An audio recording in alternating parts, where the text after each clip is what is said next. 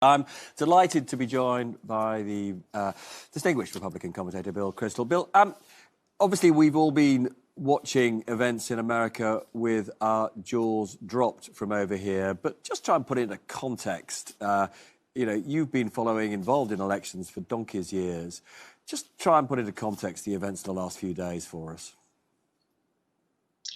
I mean, they're horrifying, but so much of the Trump presidency has been horrifying, at least to anti-Trump people like me. And we have to make it through another month, not let him use the authorities of the federal government to actually distort the election. That's what I think the main thing I'm now worried about. I think Trump's behind enough in the polls that it's unlikely he can win a free and fair election. But could he use the Justice Department and other parts of the government to provide, to spread disinformation and to discourage some people from voting? That's a little worrisome. He clearly will do anything and say anything to try to stay in power. And just in terms, give us a bit more flesh on that particular bone. As you say, many people like yourself think that he simply can't contemplate the idea of losing. What could he possibly do to keep people, to rig the election, keep people away from voting? So the good news is we have a federal system, the 50 states, which has its downsides sometimes. But here, the federal government does not control the election very much. And a lot of these states have governors not of Trump's party, and some decent people in Trump's party who won't go quite as far as Trump would like to go in stealing votes or preventing people from voting. But what's happening, incidentally, is extraordinary. The governor of Texas just trying to make it harder for people to vote by closing perfectly functional, non-corrupt, non-susceptible to fraud voting places. I mean, it's just a flat-out attempt to stop more Democrats from voting. And of course, there's always a little bit of that kind of gamesmanship in an election. But I think people are right to be alarmed about the fact that, I mean, let's put it this way. 2-3 years ago, Trump was Trump, but there were people in the federal government who stopped Trump from doing certain things. And we know that even in the Ukraine scandal, right? The State Department did not go along with certain things. Our ambassadors didn't do certain things. The intelligence community wouldn't do certain things. Everyone from the Ukraine scandal is gone. Do we have confidence that in a week, the director of national intelligence, who's a political hack, won't say, we've discovered evidence that the Biden campaign is colluding with the Chinese? Do we have confidence that the Justice Department, that Attorney General Barr, won't say, we have evidence of massive fraud in Philadelphia, Milwaukee, and Detroit, and we're sending marshals there? Now, I think there are limits to what they can get away with. There are civil servants in these departments. There is the free press, obviously. There are state officials who can check the federal government in some ways. But I think it's not. I think it'll be okay, but I wish I were more certain.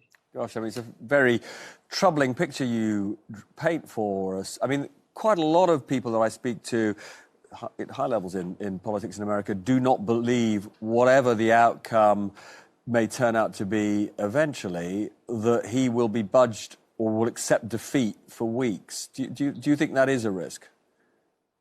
I think it's possible, but I think if it's a big enough verdict, others will accept defeat. The Republican Party has been, in my view, shamefully compliant and just pathetically has capitulated to Trump. But I don't think Republican governors, senators will support an attempt to stay in office when you've clearly been repudiated. Could he do a lot of damage over the 10 weeks or so between the election and inauguration?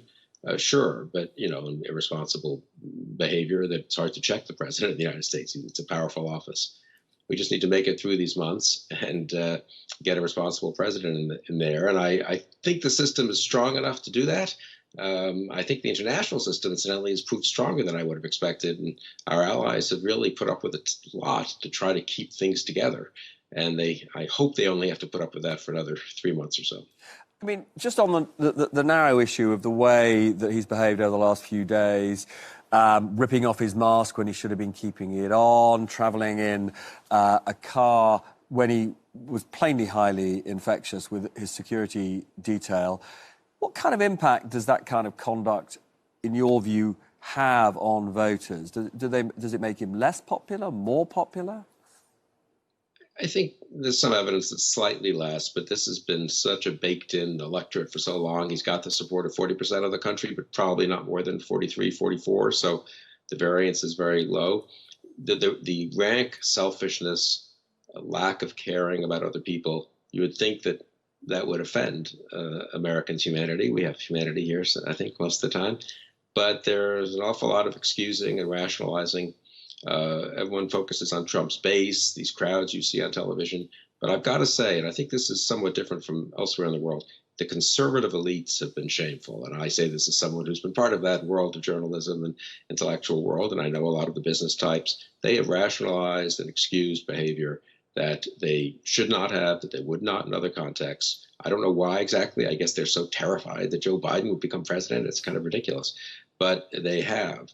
And as a result, you can be a well-meaning businessman who reads only maybe the Wall Street Journal editorial page and, skims the news a bit, talks to your friends at your country club, and you can't have convinced yourself that, the media is exaggerating this, and I'm sure he didn't really get anyone sick, and, younger people get sick, it's not such a big deal. I mean, the number of intelligent people I know, well-educated people, well-off people, who are willing to excuse the inexcusable, for me, that's been a really shocking aspect of the last 3.5 years, but especially the last couple of months. And we're almost out of time, and it's not a simple question I'm going to ask you, but if we could keep it reasonably brief, which is, America, very divided country, probably more divided than we've ever known it, and actually we're seeing this phenomenon all over the West of established parties crumbling.